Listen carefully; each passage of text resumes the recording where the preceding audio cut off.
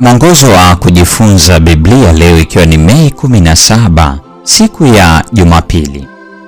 Mada inasema nipe tu ishara. Huenda umewahi kusikia watu wakisema, kama tu ningeweza kuona bahari ya Shamu ikigawanyika, au mana ardhini, au Yesu akimponya kipofu ningeamini. Au bila shaka wewe mwenyewe umewahi kuwa na fikra za jinsi hiyo. Kwa nini iwe rahisi kwetu sasa kuwa na imani kuliko ilivyokuwa kwa wale wa zama za kale za Biblia? Waisraeli hawakuwa na Biblia nzima, wala hawakuwa na historia ndefu ya kurejelea kama ilivyo kwetu. Musa alihimiza juu ya umuhimu wa kurejelea historia ili kukumbuka uongozi na wema wa Mungu.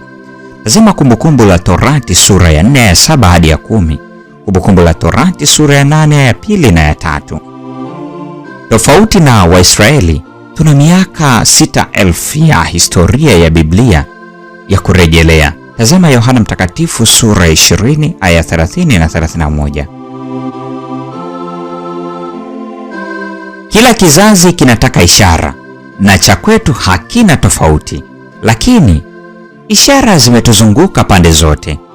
Ikiwa utasoma Mathayo 24, utaona ni vitu gani na vingi kiasi gani vimetimia na vinatimia hata sasa.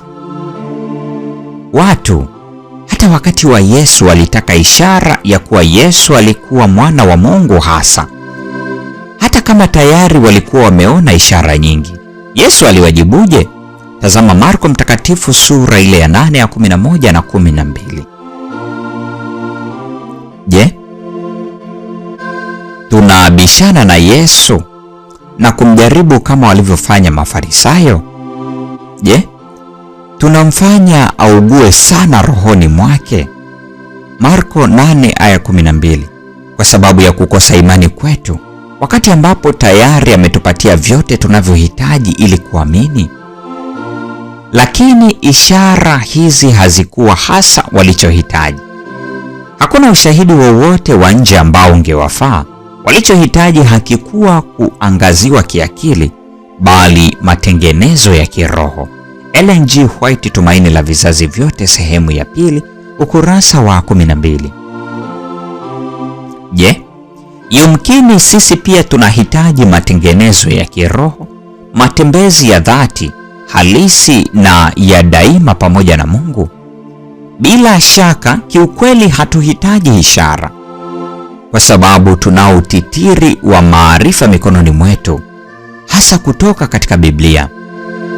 Hivyo, badala ya kumfanya Yesu augue sana kwa sababu ya kukosa imani kwetu, hebu tukumbuke maneno ambayo Yesu alisema kwa Tomaso: waheri wale wasioona wakasadiki. Yohana 20 ya 29. Tazama pia Waebrania 11 aya ya 1. Mungu hatuombi kuwa na imani isiyoona. Tayari ametupatia utitiri wa sababu za kuamini. Na bado pamoja na wingi huu wote wa sababu, daima kuna fursa ya kuona shaka.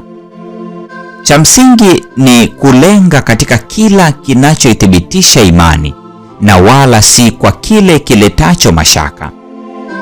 Kwa sekunde 60 tu, unaielezeaje imani yako kwa Mungu? Je, jibu lako linakueleza nini juu ya kutembea kwako na Mungu? Mungu atubariki sote.